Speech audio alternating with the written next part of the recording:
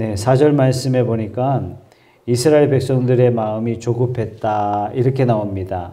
왜 그럴까요? 에돔 땅을 돌아서 나왔어요.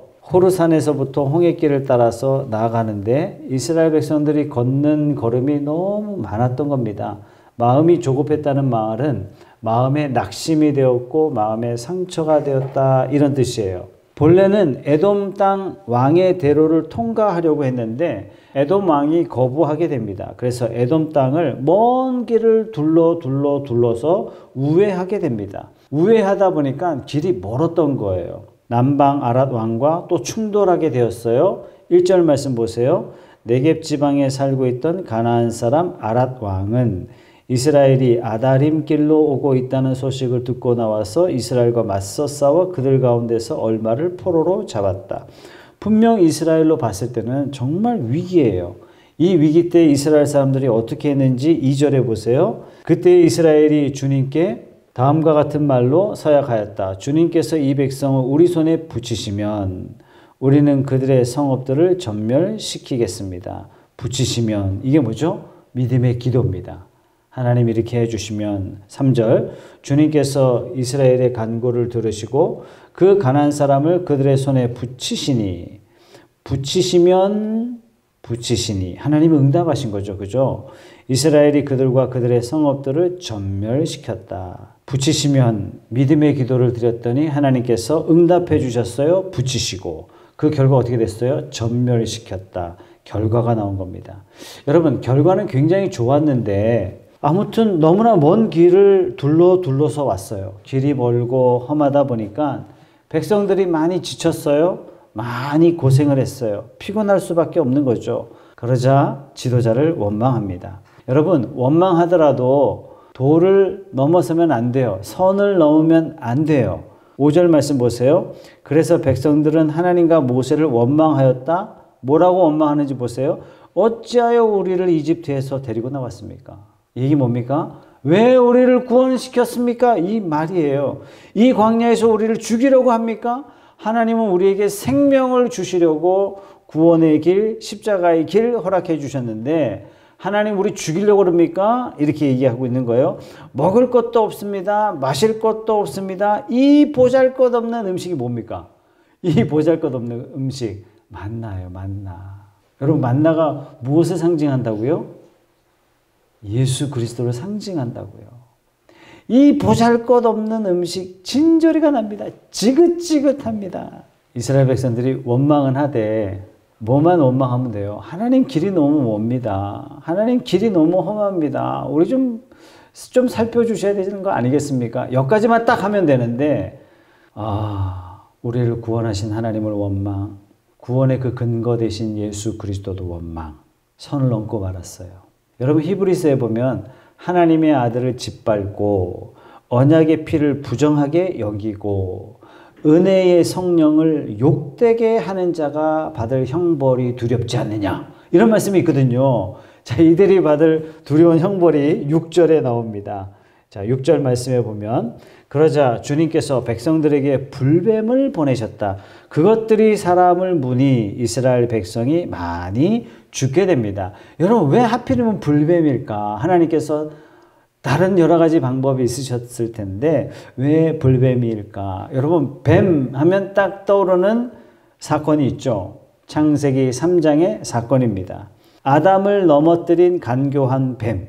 아담은 생명나무를 거부하고 선악과를 좋아했어요. 선악과를 좋아함으로 결국 아담도 뱀에 물린 거죠. 오늘 본문도 만나 되시는 생명의 주 예수님을 거부하다가 이들이 불뱀에 물리기 시작하는 거예요. 자, 7절 보겠습니다. 백성이 모세에게 와서 간구하였다. 주님과 어른을 원망함으로써 여기서 주님은요 하나님이에요. 어른은 누구예요? 모세와 아론 혹은 지도자를 원망함으로써 우리가 죄를 지었습니다. 이 뱀이 우리에게서 물러가게 해달라고 주님께 기도하여 주시기 바랍니다. 우리가 죄를 지었습니다. 이 죽어가는 상황에서 지금 백성들이 간절하게 회개 기도 드리고 있는 겁니다. 여러분 참 놀라워요. 옛날에 10명의 족장들이 악평을 했을 때 이스라엘 백성들이 막 분노하면서 하나님을 악평합니다. 이때도 징계를 하나님이 내리셨는데 이스라엘 백성들이요, 회개하지 않았어요. 여러분, 얼마 전에 고라 일당들이 반역을 한 사건이 있었잖아요. 이 반역을 한 사건 속에서도 하나님께서 크게 진노하사 이스라엘 백성들에게 벌을 내리셨음에도 불구하고 이때도 회개하지 않았습니다. 자, 그런데 오늘 말씀해 보면 회개하고 있다는 겁니다. 자, 회개했을 때 하나님이 어떻게 응답하시는지 한번 보세요. 8절 말씀에 주님께서 모세에게 말씀하셨다. 너는 불뱀을 만들어 기둥 위에 달아 놓아라. 물린 사람은 누구든지 그것을 보면 살 것이다. 하나님이 치유하시고 고치시는 방법이 매우 독특하시죠. 또 우리는 이런 질문 한번 해볼 수 있어요. 왜 하필이면 하나님께서는 불뱀을 높이 달라고 하셨을까? 왜 이런 독특한 방법을 쓰셨을까? 이것은 이때 당시는 모르지만 지금 현 세대 사람들도 많은 사람들이 모르지만 먼 훗날 예수님께서 높이 달리실 것을 하나님께서는 이미 예비하신 거예요. 그래서 이것을 보여주시는 거예요. 회개한 자에게 하나님의 은혜와 긍휼을 받을 수 있는 유일한 길을 지금 샘플로 보여주시고 계신 거예요. 요한복음 3장 14절 말씀에, 여러분 요한복음 3장 16절은 어떤 말씀이에요? 너무나 잘 아시는 말씀이잖아요. 하나님께서 세상을 이처럼 사랑하셔서 외아들을 주셨는데 이는 그를 믿는 자마다 멸망하지 않고 영생을 얻게 하려 하심이라. 이 말씀 위에 어떻게 기록되어 있냐면 모세가 광야에서 뱀을 든 것 같이 인자도 들려야 한다. 그것은 그를 믿는 사람마다 영생을 얻게 하려는 것이다. 그 다음 절이 하나님께서 세상을 이처럼 사랑하셔서 외아들을 주셨으니 이는 그를 믿는 사람마다 멸망하지 않고 영생을 얻게 하려는 것이다. 하나님 마음속에는 이렇게 불순종하고 패역한 자들을 구원하시기 위해서 이미 그 마음에 자기 아들을 장대에 높이 매다실 계획을 하고 계셨던 것입니다. 그래서 이들 앞에 노뱀의 상징적인 메시지를 보여주시고 계신 거예요. 지금 원망하다가 불뱀에 물렸다는 것은 분명히 이건 악한 일이죠. 악의 결과예요. 그런데 하나님께서는 이 악을 선으로 바꾸사 우리를 구원하시려는 복음의 계획을 우리에게까지 선명하게 구약의 사건을 통해서 보여주셨다는 놀라운 사실이에요. 여러분, 이런 것이 계시예요. 계시. 이런 것이 예언의 말씀이라는 것입니다. 뱀의 유혹에 넘어가서 하나님의 사랑을 의심하고 금단의 열매를 먹은 것은 뱀에 물린 것과 똑같아요. 근데 아담이 그렇게 했을 때 하나님이 어떻게 하셨어요?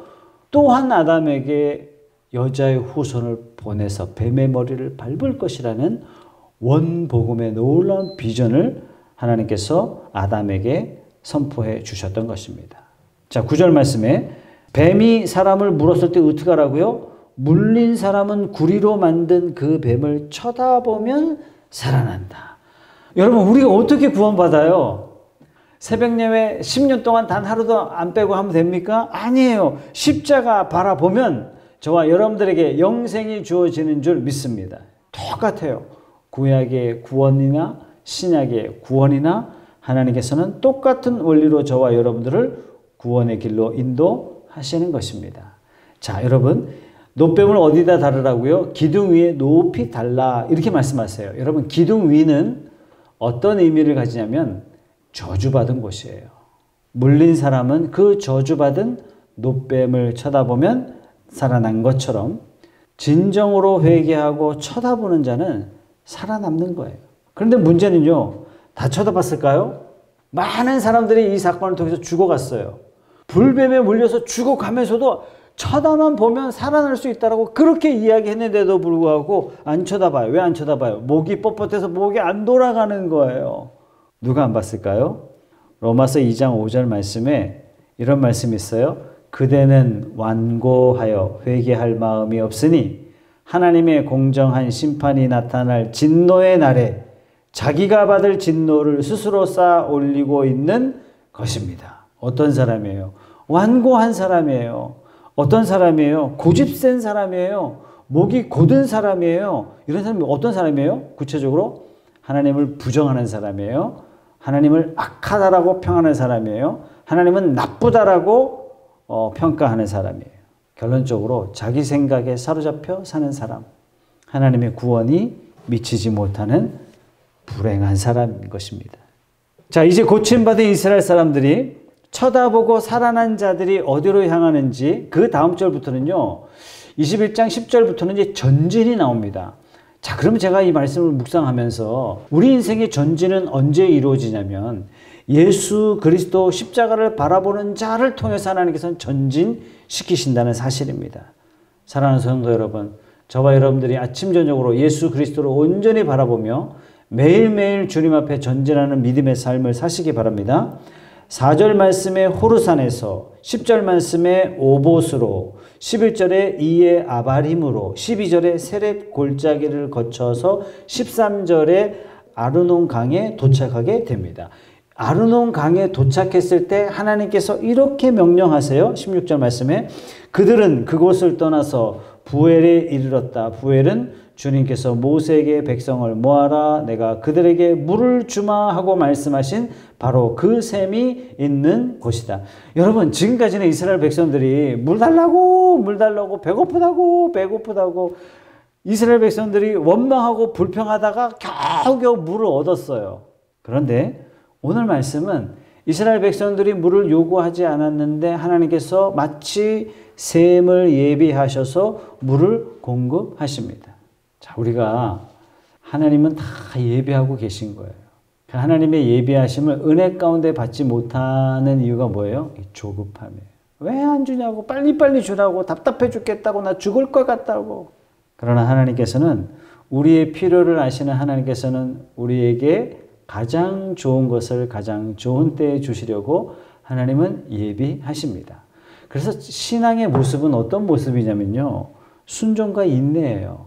기독교 신앙의 성도의 모습 속에 가장 중요한 것은 순종과 인내라는 사실을 우리가 잊지 말아야 되겠습니다. 20절 말씀에 바못을 떠나서는 비스가 산 꼭대기 부근 광야가 내려다 보이는 모압 고원지대의 한 골짜기에 이르렀다. 자, 여기에서 굉장히 중요한 사건이 일어나게 됩니다. 그 사건이요, 오늘 말씀에 두 가지로 소개되고 있는데 21절에 보세요. 거기에서 이스라엘은 아모리 왕 시온에게 사신을 보내어 요청하였다. 출애굽 여정의 맨 마지막 관문이 어디냐면요, 출애굽 여정 맨 마지막에 가장 중요한 두 명의 왕이 소개되고 있는데 아모리 왕 시혼이 나와요. 그리고 바산 왕 옥이 나옵니다. 시혼 왕, 옥 왕. 이름이 굉장히 특별한데 한국 사람 이름 같기도 한데, 요단강을 건너라 하나님의 음성을 듣고 약속의 땅에 이스라엘 백성들이 들어가야 되는데, 약속의 땅에 들어가기 최후까지 이스라엘 백성들의 길을 막고 있는 최후의 두 사람이 누구냐면 아모리 왕 시혼, 바산 왕 옥, 이 두 사람이에요. 여러분, 지금까지 아무리 수고했더라도요, 이 두 왕을 뛰어넘지 못하면요, 가나안 땅에 들어갈 수 없는 겁니다. 마찬가지예요.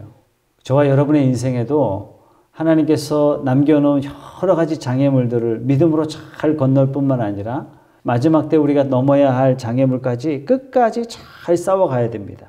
그래서 요한계시록은 어떻게 말씀하세요? 마지막까지 인내하는 자가 면류관을 얻을 것이다. 최후 승리를 얻는 자만이 면류관을 얻을 것이다. 우리에게 계속 이렇게 권면하고 있지 않습니까? 22절 말씀 보세요. 우리가 임금님의 땅을 지나가도록 허락하여 주십시오. 지금 이스라엘이 요청하는 겁니다. 밭이나 포도원에는 들어가지 않겠습니다. 샘물도 마시지 않겠습니다. 임금님의 영토 경계를 다 지나갈 때까지 우리는 왕의 길만 따라가겠습니다. 이 왕의 길은 뭐예요? 대로만 가겠다는 얘기예요. 고대 시대의 왕의 길은요, 오늘날로 따지면 아스팔트입니다. 큰 길만 따라서 가지 세세길 들어가서 주민들의 삶을 괴롭히는 일이 없도록 하겠습니다. 이런 거 굉장히 정중하게 요청하고 있죠. 이럴 때 어떻게 반응할까요? 세 가지 반응이 있는데, 첫 번째는요, 적극적으로 환대해서 물도 제공해주고 지나가는 사람들에게 음식도 제공해주면서 잘 가십시오 라고 할 수 있어요. 그죠? 두 번째는요, 소극적으로 승낙할 수 있어요. 감히 우리 길을 지나가? 저것들을 막을 수는 없고, 그래, 지나가긴 지나가는데 굉장히 마음이 깨림직한 거예요. 그래, 지나가. 건드렸다간 너희들하고 전쟁이 있을지도 몰라. 이렇게 하는 거죠. 세 번째는 최악의 경우인데 우리 길을 지나가는 걸 용납하지 않고 전쟁을 치르자 하는 겁니다. 몇 번째를 선택했냐면 세 번째를 선택합니다. 여러분 오늘 말씀 맨 마지막에 바산 왕 옥도 나오는데 그 나라도 이스라엘이 지나가야 요단강이 눈앞에 펼쳐지는 거예요. 바산 왕 옥에게도 똑같이 요청합니다. 놀랍게도 바산 왕 옥도 시혼 왕처럼 전쟁을 치르게 됩니다. 여러분 아모리 왕 시혼과 바산 왕 옥과의 이 전쟁은요, 이스라엘 백성들에게는 굉장히 중요한 전쟁이 되고 말았어요. 왜냐? 이 두 왕과의 전쟁에서 이스라엘은 대승을 거두게 됩니다. 근데 이 전쟁에서의 승리를 누가 듣게 되냐면 요단강 건너편 여리고 사람들이 기생 라합이 이 소식을 듣게 됩니다. 여호수아 2장 10절 11절 말씀, 당신들이 이집트에서 나올 때에 주님께서 당신들 앞에서 어떻게 홍해의 물을 마르게 하셨으며 또 당신들이 요단강 동쪽에 있는 아모리 사람의 두 왕 시혼과 옥을 어떻게 전멸시켜서 희생제물로 바쳤는가 하는 소식을 우리가 들었기 때문입니다. 우리는 그 말을 듣고 간담이 서늘하여 당신들 때문에 정신을 잃고 말았습니다. 누가 얘기하는 거예요? 난공불락의 요새에 있는 여리고 사람들이 이렇게 얘기하는 거예요. 위로는 하늘에서 땅으로는 땅 위에서 과연 주 당신들의 하나님만이 참 하나님이심을 우리가 압니다. 사랑하는 성도 여러분, 자, 우리가 여기서 인생의 힌트를 하나 딱 얻어야 돼요. 우리가 인생을 살아갈 때 예기치 못한 큰 난관에 봉착했어요. 힘들어요. 아, 이것은 나를 힘들게 하시려고 하시는 것이 아니라 이것을 통해서 많은 믿지 않는 사람들에게 하나님이 과연 살아계시고 하늘 아래에 땅 위에 하나님 말고는 정말 하나님 오직 한 분밖에 안 계심을 이 사건을 통해서 내게 보여주시려고 하시는구나 하는 사실을 믿으시기 바랍니다. 여러분 인생에 문제 없는 것, 인생에 아무런 걱정이 없는 것, 무덤 안에 있는 자만이 그런 삶을 살 수 있습니다. 우리가 이 땅에 사는 것은 그렇게 살기 위해서 살아가는 것이 아닙니다. 문제와 어려움을 만날 수 있겠지만 이 문제를 하나님과 함께 건너게 되면 이것이 우리에겐 기적이 되고 우리에게 승전보가 되고 우리에게 상급이 되고 우리에게 훈장이 될 줄로 믿습니다. 그래서 우리는 하나님 문제없는 인생 살게 해주세요. 그게 아니에요. 문제를 통해서 하나님의 살아계심, 문제를 통해서 하나님의 역사하심, 문제를 통해서 만천하에 하나님의 위대하심을 나타내게 해 주시옵소서. 이것이 우리의 기도의 제목이 되어야 할 줄로 믿습니다. 여러분 지금 답답해하고 있는 기도의 제목도 하나님께서 이렇게 사용하시기를 주님의 이름으로 축복합니다. 말씀을 정리하겠습니다. 오늘 우리가 말씀을 묵상하면서 정말 우리가 신앙생활하면서 이스라엘 백성들이 여러 길을 둘러 걸어갔어요. 얼마나 힘들고 어려우면 마음에 막 그냥 쓴 마음이 생겨가지고 악평을 해요. 예, 분노할 수 있어요. 예, 원망할 수 있어요. 네, 불평할 수 있어요. 그런데 넘지 말아야 할 선, 이것은 넘어서는 안 되는 거예요. 내가 뭐 하려고 하나님 믿어가지고, 내가 뭐 하려고 교회 나가가지고, 뭐 하려고 내가 직분 받아가지고, 이것은요, 나를 구원하신 하나님을 원망, 나를 세우신 하나님을 원망, 뿐만 아니라 자신을 막 불평해요. 부모님을 막 원망하고 불평해요. 이것 또한 하나님께서 굉장히 싫어하는 것 중에 하나예요. 왜? 이것은 하나님이 세워주신 거예요. 부모를 세우신 근원자 되신 하나님을 향한 원망이 되기 때문에 이것은 하나님 앞에 큰 불평이 되는 것입니다. 사랑하는 성도 여러분, 힘들고 어려울 때 감사부터 합시다. 힘들고 어려울 때 이 힘들고 어려운 것 또한 하나님께서 나를 이 길을 허락하셨다, 허용하셨다. 그렇다면 이 힘들고 어려운 걸 통해서 하나님께서 반드시 역사하실 것이다 하는 이 믿음이 저와 여러분들에게 일어나길 소원합니다. 두 번째는요, 이스라엘 백성들이 언제 전진할 수 있었는가 하는 것입니다. 여러분, 죄 문제가 해결이 되어야 전진이 되더란 얘기예요. 여러분, 죄를 가지고는요, 하나님께서는 전진시키지 않으시고 다시 광야 학교로 다시 뺑뺑이 돌리세요. 왜? 광야 학교를 통해서 훈련이 된 다음에 예수 그리스도의 십자가 바라볼 때에 노뱀을 통해서 죄가 정리된 다음에 하나님께서 전진시키더라 하는 것입니다.